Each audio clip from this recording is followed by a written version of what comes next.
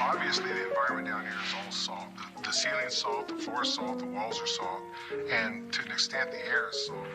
And you breathe that in, and you can constantly taste the salt.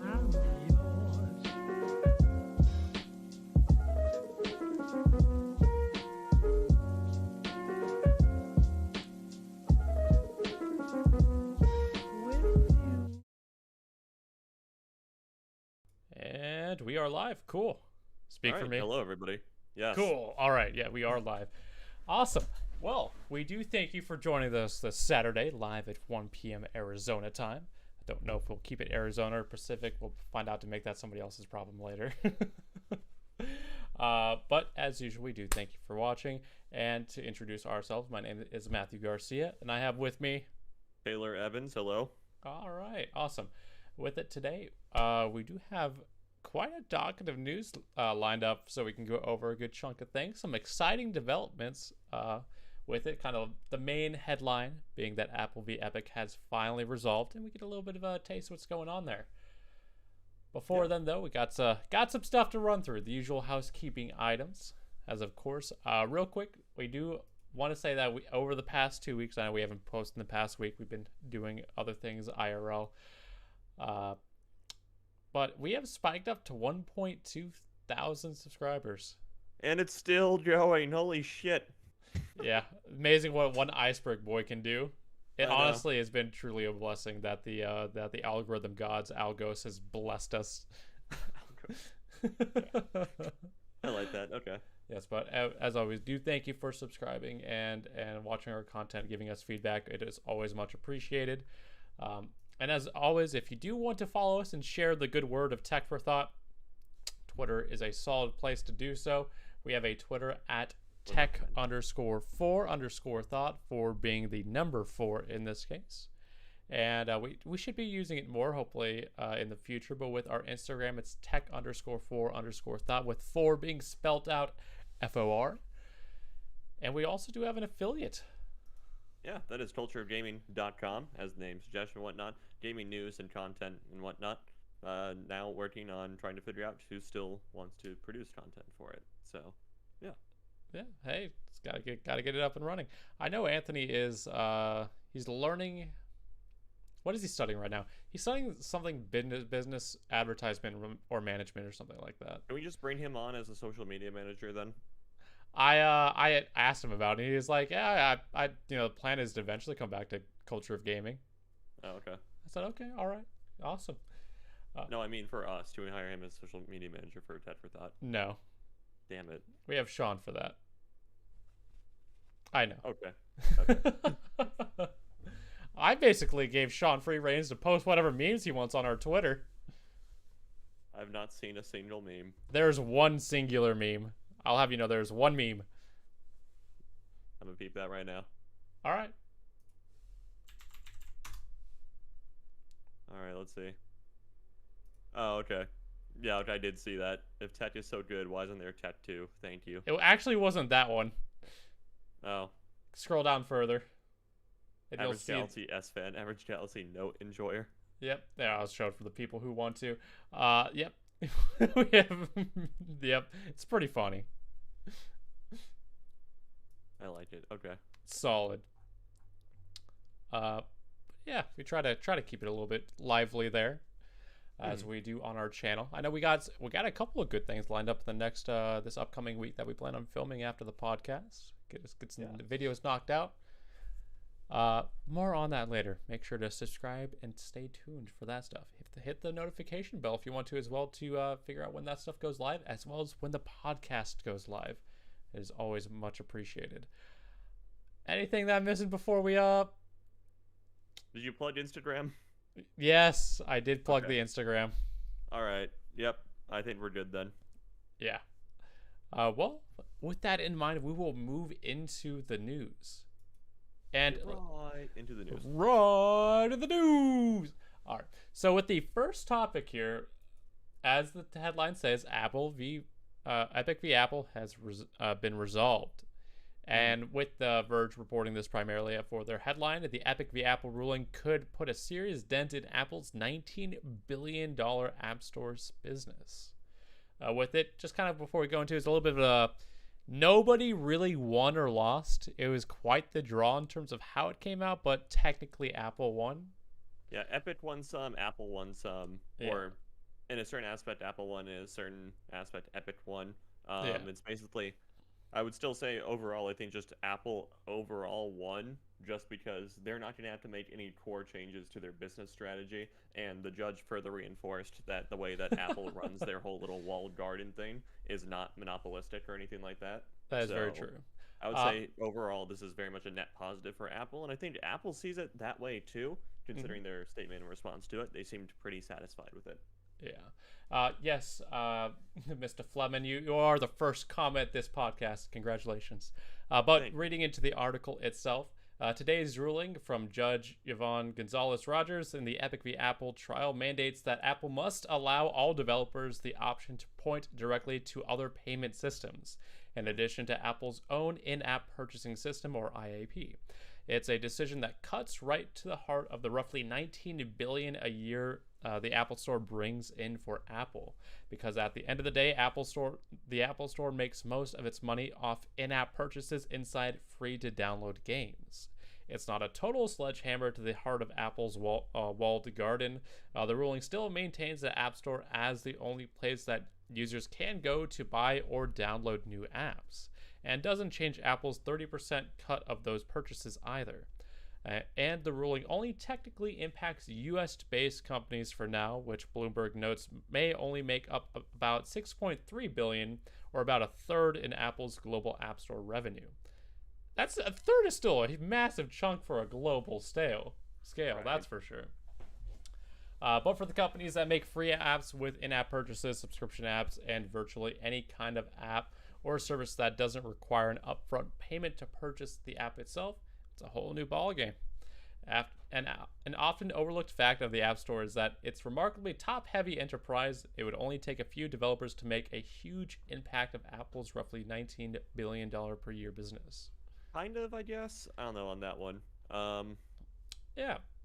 I didn't think that was necessarily new information. That's like, it's only like really the top like few games that are generating any sort of revenue year over year. You know, it's like that. Well, I can see it because there are some huge games that are that way. I know Fortnite is definitely one of them.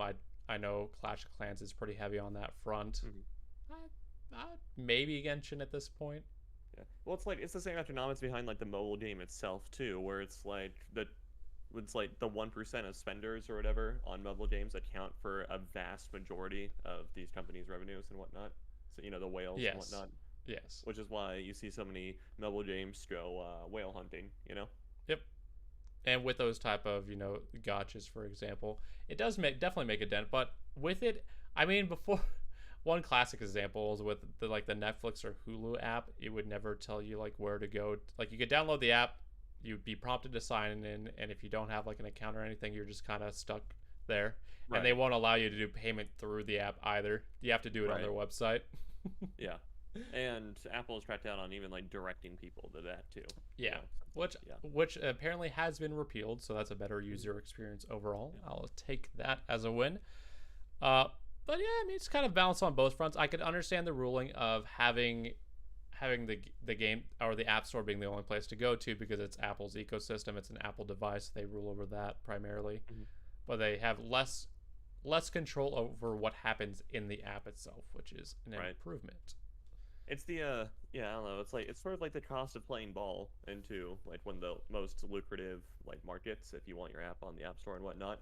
It's like. And that cost is very high. But also, all the not only the Verge article we were just reading from, but also a lot of the articles about this I think are kind of overstating the effect this might have. So it's like, well, Apple might have to be able to allow like alternate payment options and everything. I still think Apple will not see a lot of the articles are assuming everyone is just going to automatically not use Apple's payment options after this and whatnot. And I significantly doubt that'll be the case, especially if it's a new, like say, so it's like Epic just all of a sudden starts, say you've only ever played like Fortnite on iOS or something, right? Chloe. And so say you've only ever like played like Fortnite on iOS or something, right? Yeah. And it's like all the money you've ever spent has only been through Apple and whatnot. It's like, say Fortnite gets reinstated into the App Store and whatnot. It's like that's still for a lot of people that are like that and whatnot, and even some people just like out of a matter of convenience. It's because their payment information is already saved with Apple. Might as well just, why take the time to Yeah. input new There, information? there are some bigger developers who have the money to be able to kind of play around with that, but Right. yeah, most of it's just going to stay the same because it's just the ease and convenience for both the consumer and the developer. Hmm. And I mean, there are some developers that it's like, I've said it's like, okay, the Apple tax is kind of brutal, but at the same time, we also don't want to handle payment processing. That's like a whole new can of worms. Oh yeah. Is like if you're able to handle your own payment processing. So, Hey, props to them if they can do it. yeah. But I like. Do you think it was worth the time and effort for Epic to put into this? No, I don't think so. I think Epic, and especially if you go at Tim Sweeney's rather idealistic tweets and whatnot, he was expecting a lot more from this. This is supposed to be like the whole like revolution thing. The and case of the whatnot, century. Yeah, it's like Epic is gonna break down, Epic's walled garden or Apple's walled garden, and put an end to the quote unquote monopoly. But Although yeah, it did. they didn't call it antitrust, but they've called it anti-competitive, which I found interesting in their wording. Hmm. And even then, the judge affirmed that it was not anti-competitive too. Yeah. So it's yeah, All it's, interesting. I don't want to say it's a whole lot of nothing, but it's like, It's a lot of nothing. and as far as Epic is concerned, yes, they did Yeah. they did not get It wasn't nearly as far. Wasn't as grandiose as they were hoping for with the initial stuff. Yeah, they did not get nearly as far as Yeah. Epic was hoping. So that's why I say it's like, although you can say it's like objectively this might have been kind of neutral, just knowing Epic's sort of like beliefs and stances about this case and everything, Epic lost the case, and Yeah, that's true. that's what I predicted as far back as when the case first broke and everything. There is a Power Up podcast, which you can find on youtube.com/culturegaming, where I talk about it. And it's just because dead podcast. Apple, for almost 50 years now, has had to battle these sorts of lawsuits, It's almost They just kinda like know they're good at this or something. Yeah, they kind of know how to win. It's Apple's all yours are better than yours. True. Yeah. With it, moving on to the next topic. There's no smooth transition to this one that we have in the list here, but just going right into it. There is some new leaks in relations to Intel's. Wait, we're not done with this yet. Oh, we're not? No. So the Apple versus Epic was primarily a U.S. ruling, but Oh, that's right. something happened in South Korea. Let me see if I could scroll to that part. Let me pull up the news again. Yeah. Trying to So look. Epic Games asks Apple to reinstate Fortnite in South Korea after new law. The request comes after South Korea passed a bill, the updated Telecom Business Act, in late August that will force Apple and other tech giants to let developers use their third-party payment systems. So, Is that in the second? Oh, that's the second one you linked on Tech. Yeah, it's the second link there. Crunch. Okay, Yeah. cool. There we go. Got that pulled up. Apple's game Mhm. asks Apple to reinstate Fortnite in South Korea after new law. Okay. The request, you read that part. Epic intends to re-release Fortnite on iOS in Korea, offering both Epic Payment and Apple Payment side by side in compliance with the new Korean law, according to the office official Fortnite Twitter account. As we said all along, we would welcome Epic's return to the App Store if they agreed to play by the same rules as everyone else. Epic has admitted to breach of contract, and as of now, there is no legitimate basis for the reinstatement of their developer account. Apple is said in a statement. Mm-hmm. And then it also goes on to mention a new agreement with the Japanese government as well that Apple made, saying that it's like reader apps, so that qualifies as like things that are basically used to view a library of things that you don't necessarily own. So like Netflix, Hulu, etc., and everything can link to external websites as well. Yeah. So yeah, again, realistically, this doesn't change much for Apple, just because it was like the convenience thing I was talking about, etc. So Yeah, no, I gotcha. Yeah. But it's a step in a direction. Mhm. It actually wasn't, wholly where they intended it, but hey, it happened somewhere. Yeah. I wonder how much South Korea makes up the business for Apple. Not a whole lot. Samsung be a thing.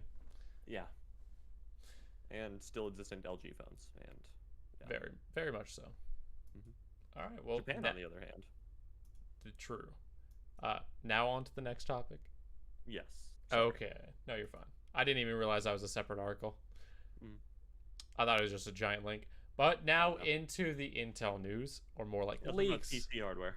Yes, PC hardware. The meat of it, the thick of it, the stuff we're looking forward to next year. Intel's Z690 chipset for Alder Lake detailed in leak DDR5, DDR4, and PCI 5.0 specs. If you believe the chatter around the water cooler, Intel's upcoming Alder Lake's lineup of processors is coming our way as soon as October, so actually maybe this year.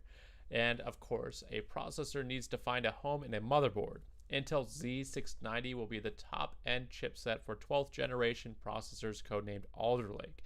And according to a report by Performance Computing Inquisitor, the new boards will come with cutting-edge memory and PCIe connectivity. As with all leaked information, even though these details do line up with what's generally known about Alder Lake's processors, do take a new bits with a grain of salt. For starters, the leaked information claims that Z690 chipset supports both DDR4 and DDR5 DRAM. That means that it is up to the motherboard maker to choose which memory it decides to support on the motherboard, and it will ultimately result in a mixed motherboards offering from boards partners like Asus, MSI, and Gigabyte, among others. In addition to the mixed memory support, the Z690 chipset has Gear 2 or Gear 4 modes for DDR5. And that allows the memory controller to run on half or quarter speed respectively, depending on the data rate to boost overall throughput. Neat. Yeah. Alright, so this is like, I don't know, the last time. I guess it's like they've been taken away from this as like Intel. There you go. Yeah, thank you. As not getting caught with its pants down because, they were behind the times at PCIe Gen 4. And so now they are definitely not going to let that happen again, which is already a step in the right direction. Yeah, so this part's for DDR5 to be fair, but the next section goes in the Gen 4, or my bad, Gen 5 PCIe. Oh, I'm sorry, I thought you got to that point. No, I read the DDR standard memory stuff. But the CPU outputs fixed 16 Gen 5 PCIe lanes, while the chipset provides up to 12 PCIe Gen lanes for Gen 4 and up to 16 PCIe for Gen 3. The setup purportedly allows... Purportedly is a weird word. The setup purportedly allows for higher-end SSDs to be attached while also keeping GPUs on the new PCIe bus standards. So you can still take that at 10% extra GPU performance going from Gen 3 to 4. That is very much true. I'll take it. Yes. Within there's a little diagram there about how the chipset and the core works and all that fun jazz. I'm gonna pause that video. One thing I'm seeing is in the little chart there, 3 independent DisplayPort HDMI DisplayPort. Does that mean you now, with like the graphics on these things, you will not need a GPU to run multi-monitors off the processor? I'm trying to find where you see that. On the chart, so it's like the 12th gen Intel Core processors, the bottom left little thing, 3 independent. It's like the 4th thing down. Yeah, because it has the Intel graphics built into it, and what their new the new graphics they're putting out, they are much better than they have been in the past. So I could see it actually supporting multiple monitors at a base level without necessarily an issue. Which is nice. You just can't, really play games on it, maybe. Right. Well, you can try to. No one's stopping you. No one's stopping you but yourself. Have fun, everybody. That's what tech is about. You do you, boo. Burning it to the ground. Intel has also decided to upgrade its direct media interface, or DMI, connections, which now uses 8 PCIe Gen 4 lanes to communicate between the processor and chipset, as pictured in the diagram above. It is worth pointing out that the chipset supports a solid USB connectivity with up to USB 3.2 2x2 or 20 gigabits per second ports, and for Wi-Fi there are CNVO modules that support Intel Wi-Fi 6E and possibly even Wi-Fi 7. However, that latter is less likely in the near term. Wi-Fi 7. I have no idea. Wi-Fi any, was. like, Go ahead. no idea of any sort of like router or access point that is readily available to any person that would probably have one of these normie ass desktop processors to take advantage of that. But okay. I mean, Alright. hey, Wi-Fi is so good they made 7 of them. Yeah. Yes. Okay. I just think it ties into my point earlier, where it's like Intel is not being caught with their pants down, so they're just No. get all the They're latest throwing it stuff in early all adoption. at the wall, and I appreciate Yeah, it. why not at this point, you know? Go for it. Nobody's Yeah. stopping you. They also have the benefits of, because they know they've been working with it and implementing it for so long, that it's like when that does reach maturity, then they'll be Yeah. Be good well by the time prepared. it gets more readily available, you know? So Hey, can't knock that. I think I'm gonna skip down the dock to the last one there to make it a smoother transition. okay. But you know, with that, the upgrades to memory that Intel's preparing for, we got some RAM ready for it. Yeah. And thanks to Anime memory. thanks to via Tom's Hardware, ADATA, I don't know how to pronounce it, and Asus released a speedy anime-themed DDR4 memory kit. If you, it's so great. If you like anime, the new Asia exclusive, of course. Damn it. Asia exclusive DDR4 memory kit might be of interest to you. ADATA and Asus have come together to make the new XPS D50 Long Yao RG Strix memory kit for the Chinese market. These kits feature large white RGB illuminated heatsinks and anime illustrations. The kits boast speeds of 3600 to 3733 megahertz and will be available in 2x8 or 16 gig standards, or 2x16 or 32 gigabyte standards. I like it. They're actually not bad. No, they're actually well. They come from Asus, so I hope they're doing the job. The new DDR4 itself is derived from ADATA's current XPG D50 series of DDR4 modules and has the same profile with very tall heatsinks that just out beyond the actual PCB. Okay, it's a weird way to phrase it. The Long Yao RG Strix memory kit has a new white theme featuring a large anime character designed by XPG to the left, which you can see there. And the sticks are also emblazoned with RG Strix brand on the top right above the Chinese That's cool word. as hell, honestly. It's the Chinese words mean snowstorm. Okay. Aside from the Asus reference, the white paint is the only other aesthetic that looks similar to Asus products, matching the color of the company's Gundam-themed motherboards and graphics cards. They have Gundam-themed motherboards? This is news to me! Oh my god. I will look that up in a moment. The memory kit also has a fully illuminated RGB light bar on the top, which spills over to a triangle shaped around the side of the heatsink. Honestly, I would just buy it for the white memory. I want my white memory for my rig, but they've been sold out of that for a while. Not only do you get white memory, you know, you also get anime. What is there to hate? Gundam. What is there to hate? Like, truly. Graphics cards. Ah. Okay, here we go. Keep this shit. There we go. This actually looks pretty cool. I'm waiting for the stream to load on my end. Hold on. Oh, okay. That is pretty cool. You know what? Come to think of it, I've seen pictures of these before. Yeah, I bet so. Not bad. They are thick boys, though. Most of the 30 series are, though. So that's fair. Yeah, 30 like series are. MSG. They're nice. All right. The box is actually pretty cool too. I guess the thing that pisses me off the most is that it's just like we see all these new like anime themed stuff and whatnot only in Asia and not in the US. So you either have to import it, which is a pain in the ass already. Dude, look at that motherboard. Hold on, I'll wait for it to come in. Tell me that thing's not sick. That's really cool. That's awesome. That's really cool. Yeah. But anyway, what I was saying, it's like all these like Asian exclusive things. And it's just like, you know, I really wish we had that in the U.S. It's not like there aren't like weeaboos in the U.S. or like North America, like you, or, in Europe. Exactly, right? And so it's, but I don't know. I guess a lot of tech media influencers, not naming names or anything, have rather vehement reactions to anime-themed computer hardware. So if Why those do they companies, fear the anime titty? I don't know, but you know what? Next time I see this particular influencer that I'm talking about at a convention, I'm gonna ask You're them. not just gonna call them out here. No, I will not. We got 1,200 subscribers. What can they do to us? No, I'm just kidding. Yeah.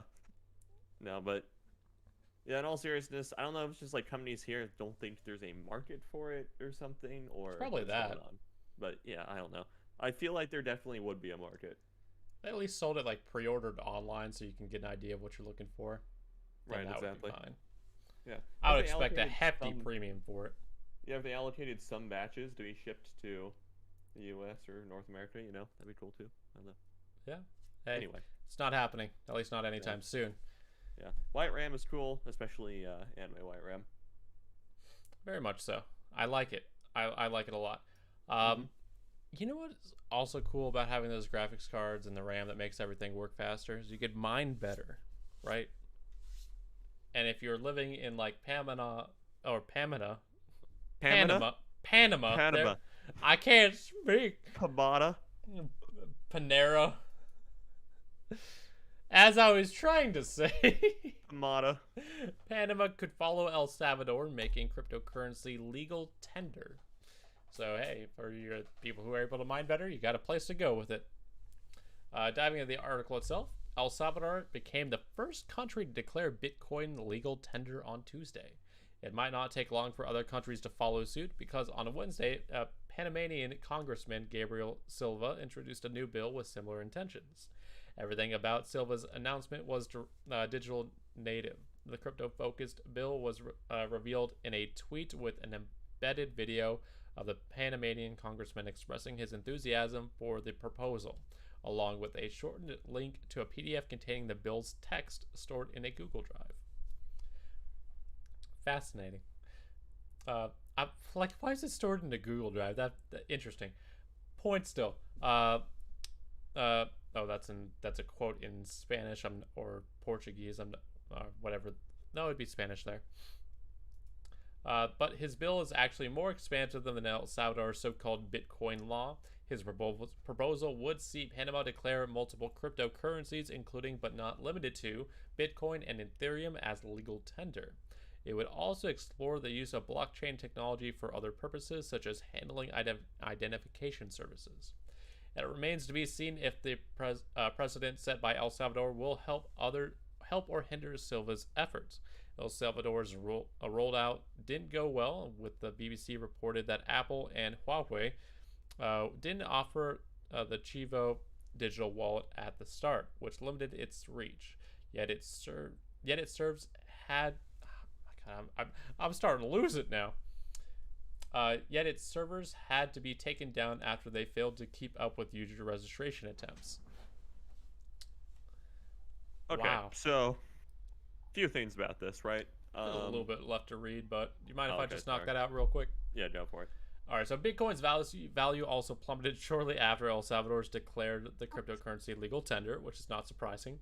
It blows over at the slightest win. Coinbase data puts the price of Bitcoin roughly at $52,944 at 11 p.m. Eastern Time on September 6th, and less than 24 hours later, it had dropped to approximately $42,830. And that's a big loss for a country that purchased 400 Bitcoin in September 6th. Now we'll see how that influences Silva's efforts to have Panama fully embrace Bitcoin and Ethereum. The bill is certainly more permissive than similar crypto-related legislation introduced recently, such as Cuba's, the U.S., Germany, Ukraine, and have all taken much smaller steps to allow official cryptocurrency usage. Dogecoin.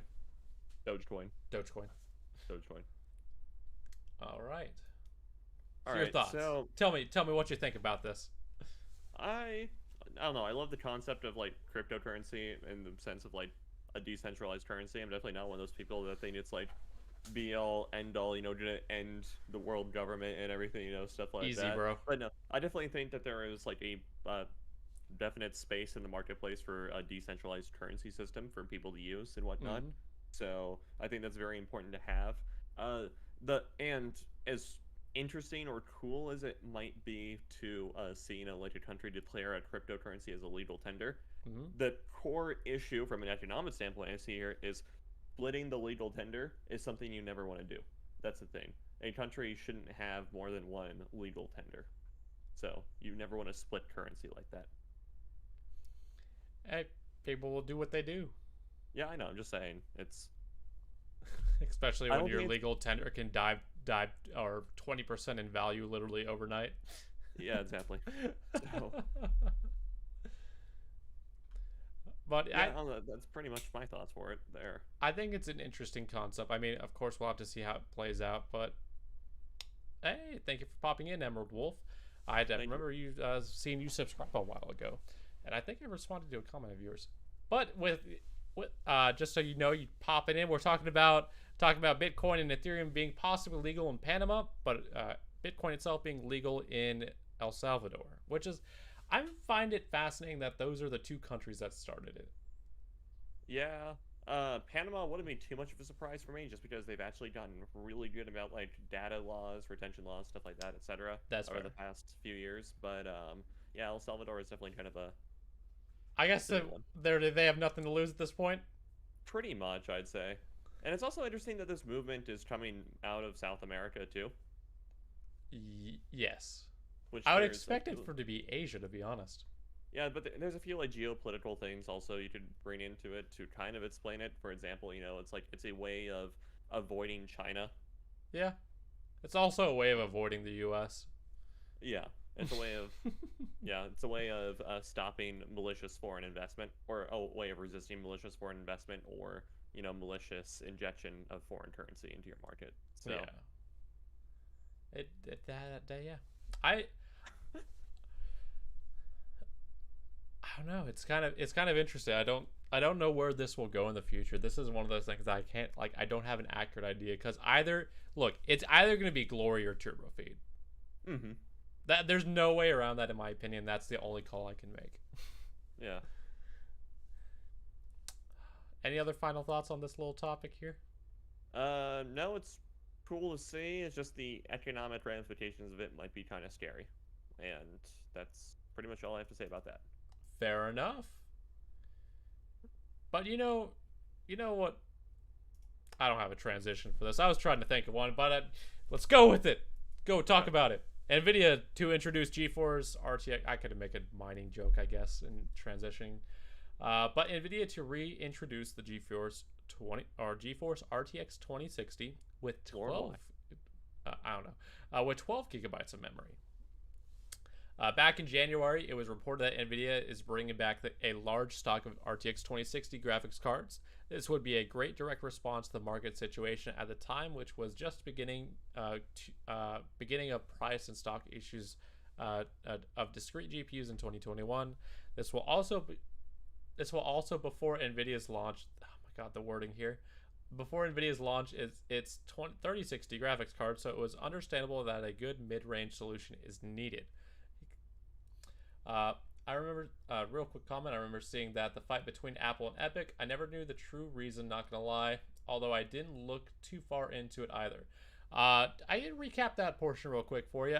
Epic decided to make it so they could buy stuff directly through Epic and not go through the App Store. But there's an App Store policy where you have to buy it via in-app purchases using the Apple's methods, and Apple takes 30% of the cut. Epic sued them, saying that he could stop me at any point if I'm wrong on the Silams. Uh, they said that Epic sued Apple, saying that was anti-competitive. They should be able to make route people to wherever they want to be able to make purchases, and that also for some reason Epic also said that they should be able to host an app store on Apple products to be able to make it more competitive. Uh, Pretty much there. Yeah, yeah, Epic decided one day that they were losing too much revenue to Apple's cut in the App Store and everything, because Fortnite was going sicko mode on iOS. And so, past that point, it's like Epic decided to push an update to Fortnite on iOS that directly violated the App Store rules. Apple, rightfully kind of kept Fortnite off, and then at the same time, also Epic launched a lawsuit, and yeah, Yeah. it was just. And earlier this week, this lawsuit was resolved. It kind of balanced out. Nobody really lost or won. Epic got a win in the fact that they are allowed to direct people to other places to make purchases and not necessarily have to go through in-app purchases. So Apple would, take a lesser of a cut, or would not take a cut if they went via the alternate method.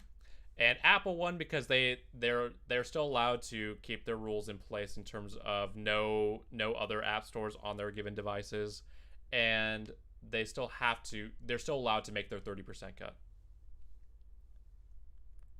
Oh, that's why that makes sense. Okay, cool. Oh, that's why it makes sense for a company to do, especially Epic and Apple. Yeah, when you have big numbers being thrown around in the billions, 30% is a massive cut. Mm-hmm. Yeah, so it's definitely an interesting case. I think it's a step in the right direction, but as of the moment, Apple still has the right to hold Epic's developer account off the App Store and not relaunch Fortnite. So that's still in place because Apple can still hold their rules against them for it, because there's no legal heavily or anything against Epic. Apple has said that it's like, if you guys just take it out and recomply with the App Store policy rules, they'll come back. Yeah. So it's just Epic a matter of doing it. Yeah. Now. So.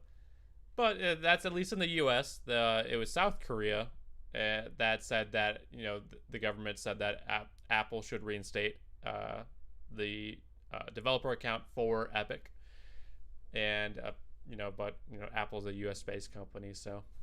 Well, no, okay. So South Korea passed a law saying that Apple would have to, allow basically what the court ruled and everything. It was unrelated, but it was kind of coincidental, and so. And because of that, Epic has asked to reinstate Fortnite in South Korea on iOS Apple, I'm not saying would have been in violation of South Korean law, but it's basically under South Korean law now, Fortnite can be back on iOS. Yeah. In South Korea, so. That part was more happenstance that happened to play out during this past week. Yeah. Yeah, which was, hey, steps in the right direction. So that's always nice. And with that, I think that kind of recaps it pretty well in that part. Just to make you aware, Emerald Wolf, this is more of a news type podcast, so we're just kind of recapping some of the bigger news this week. One of the things that we were just talking about that we could re-dive back into it is the fact that, that Nvidia will reintroduce the GeForce RTX 2060, but now with 12 gigabytes of memory. I honestly don't understand this move, but hey, we'll read into it. It was reported that Nvidia is going to bring back a large stock of 2060s, and they would direct response to the market situation where they bulked up its supply, and now that supply is draining, so they needed to restock on it. And this will also be before the launch of the RTX 3060, as you would expect. So it's understandable that a good mid-range solution is needed for a stopgap. Fast forward to September, and Nvidia has already launched the RTX 3060 non-TI model in March, offering competitive performance at a large memory buffer of 12 gigabytes. This card was later updated to the LHR variant, limited hash rate, so you can't mine on it as well. Oh well, it's not like you could bypass that now. I know. And made it a mistake by unlocking full crypto hash rate performance through a developer driver, which was it's not going to matter soon enough anyway when Ethereum switches over to proof of stake. True. However, this is a problem with the RTX 3060 graphic cards that availability at MSRP. This situation has not changed much since the card released, which forced Nvidia to seek other options. Real quick, reading your comment.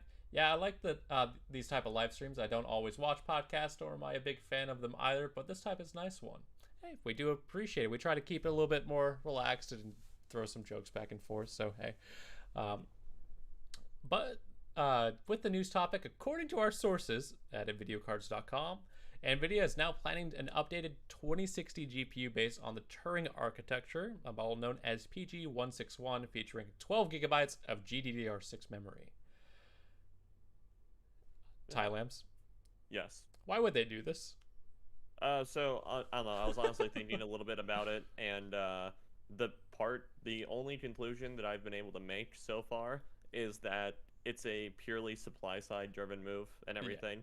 We know that it's like on the higher, like the lower nanometers of stuff. So your 8, 7, and lower nanometer manufacturing is really been hit the most with the chip shortage and whatnot. So if you can do even get a decent card just based on a slightly older process, you're getting better yields and better supplies off that. So the difference between the 20 to 30 series is the 20 runs off a 12 nanometer GPU, and then the 30 series runs off an 8 nanometer GPU. So I just think it's like Nvidia wants to put something out for they can of course make money, but get a little bit of a mid-range card out available for I mean, plenty of people who are looking to buy a gaming PC would be incredibly thrilled to have a 2060 with 12 gigabytes of VRAM. That'll be a really good thing for people who are just waiting for that one last little piece for this system. Yeah, I know several people who are waiting for graphics cards right now.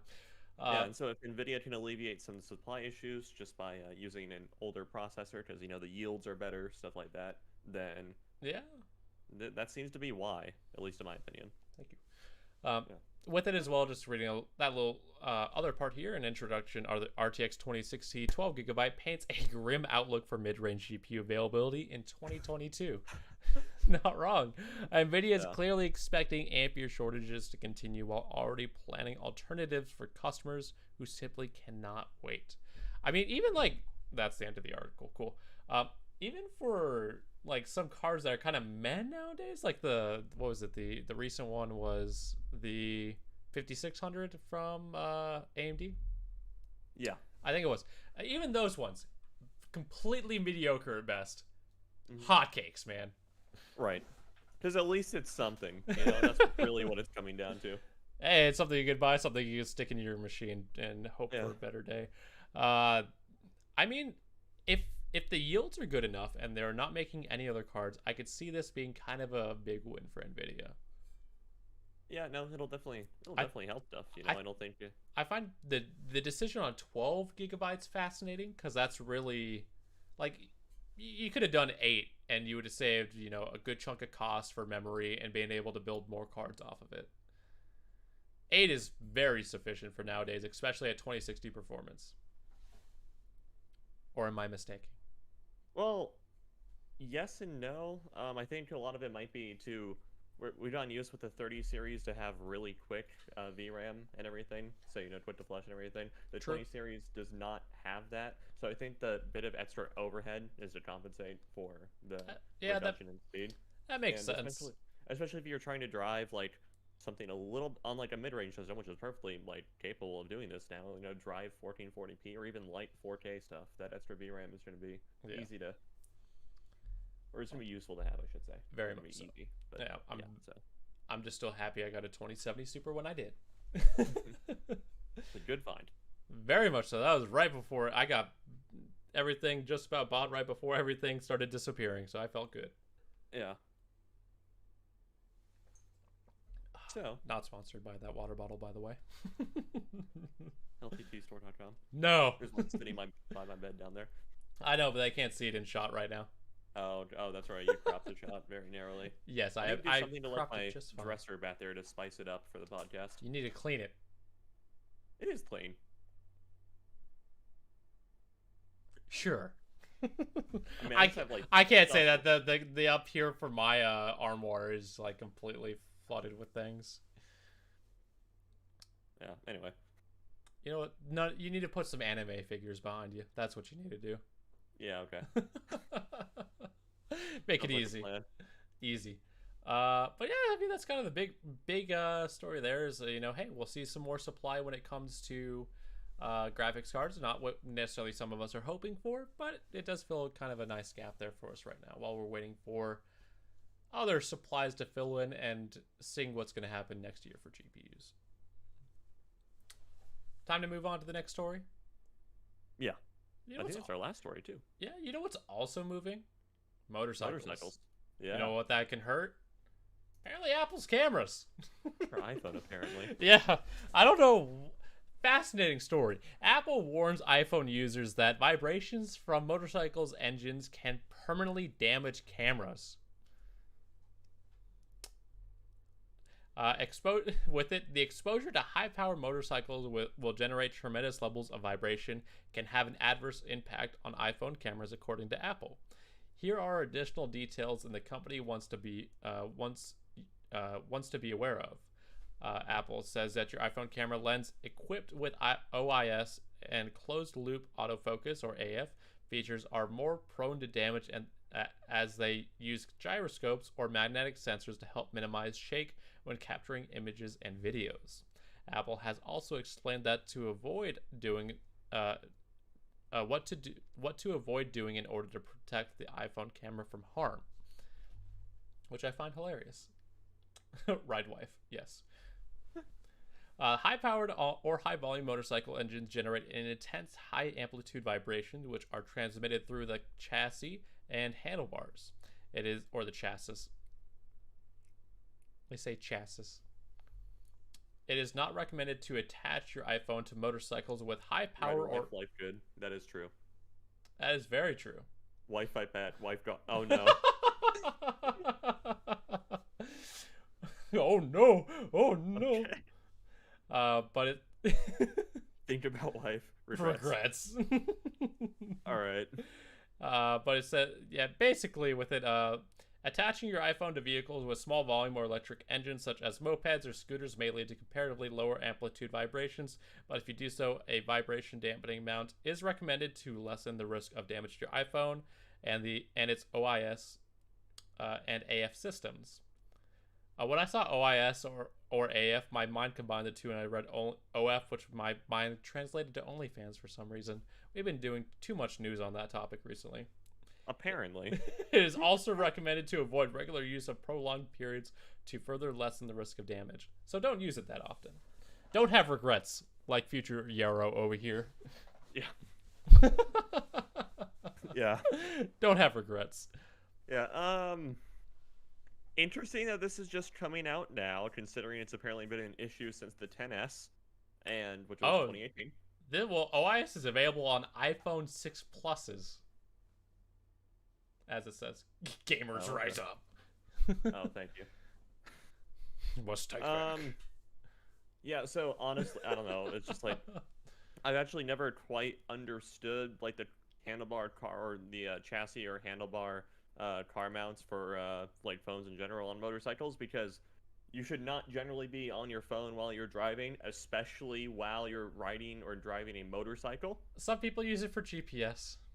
Yeah, and also, yeah, but there are so many gamers rise up.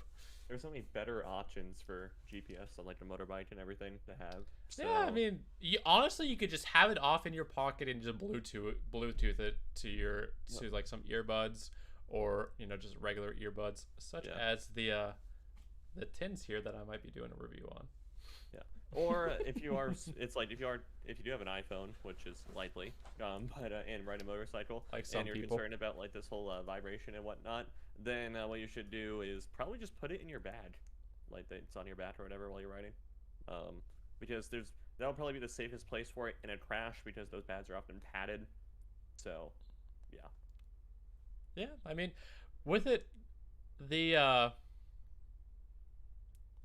I mean, to be fair, no matter what's going to happen in an accident, it's probably the safest place, but it's still probably going to get smashed to some extent.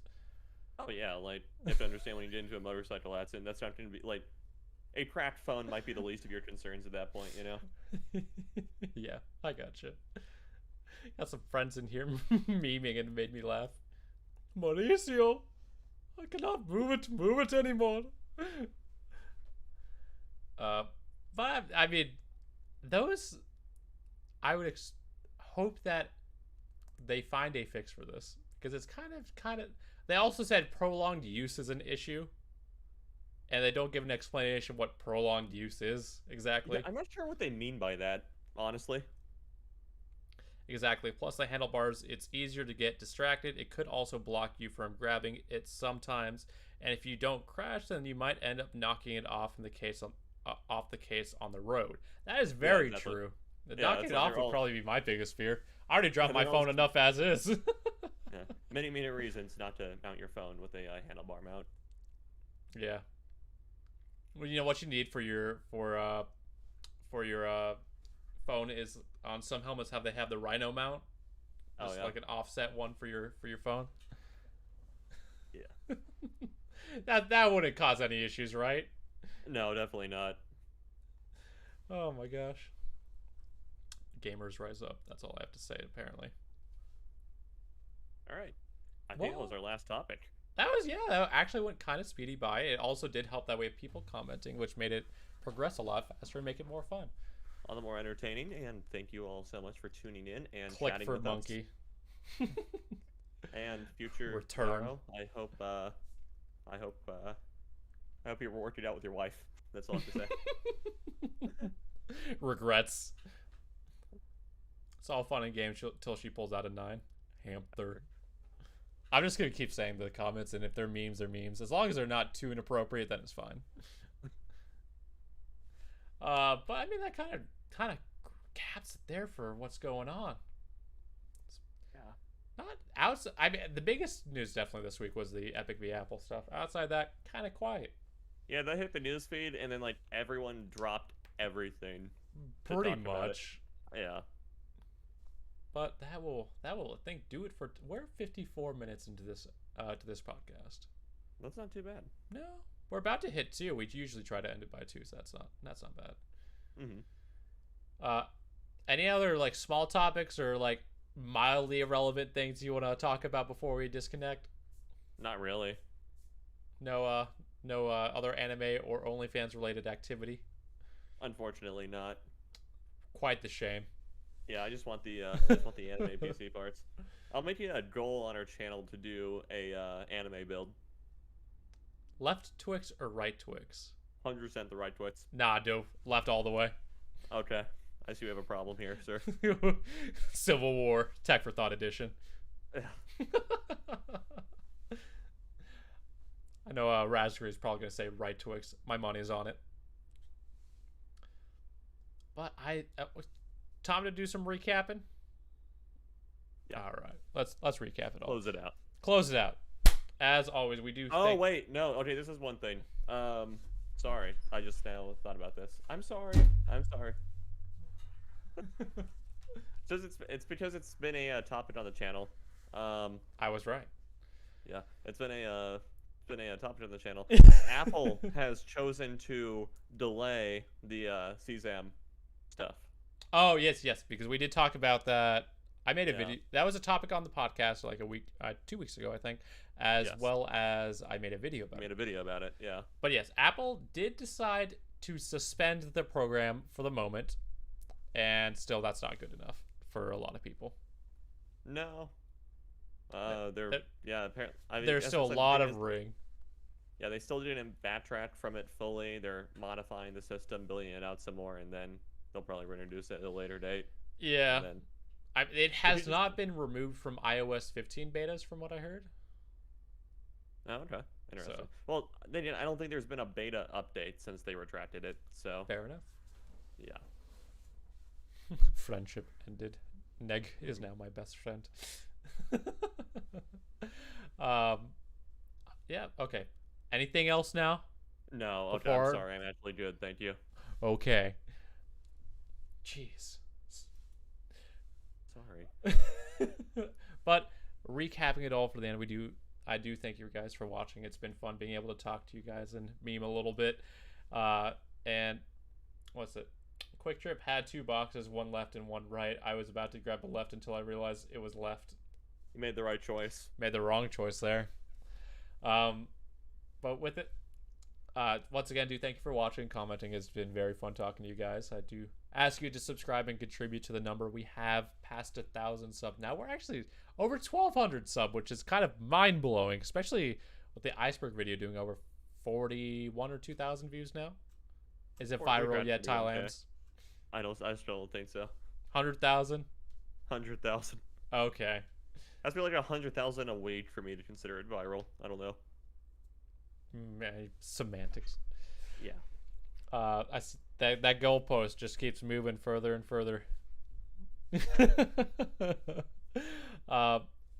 you wish to, share the good word of Tech for Thought, we do have several platforms we are on at Twitter, mainly at tech_4, the number 4_thought. For our Instagram, it's tech_4, spelt out FOR_thought. And we do have an affiliate. cultureofgaming.com. I forget that's my key like all the time. I'm sorry. Yeah, gaming news, reviews, opinion pieces, etc. Sorry. Hey, happy you enjoyed it, the Emerald Wolf. Yes, thank you for tuning in. It's fun commenting with you. Hey, thank you, Raskries. But yeah, culture of gaming, all that fun jazz. You always forget the cue at the end. I'm sorry. No, you're not. I partially tune out when you're flooding this stuff, because I already know it. I can tell. Okay. But yeah, I mean that's pretty much it. Stay tuned. We got a couple of exciting videos coming out this next week. I think we got at least the next couple of weeks lined up, which is fun. Balls or no balls on your futa? No futa. That wasn't the question. I choose option C. All right. Then what's your answer? I must know. Definitely. You know what? I don't know. I haven't thought about it before. Too late. You said that isn't an option. Well, yeah, I didn't say I had balls. No balls. I don't have an This is answer. a little after the salt special. Balls. No balls. I'm gonna go with no balls, because then the balls can't touch, and then it won't be gay. All right. That's pretty gay, bro. Not gonna lie. All right, that will end it here. Thank you, everybody. We'll see you all next time. Bye. I'm glad we got that in before we got monetized.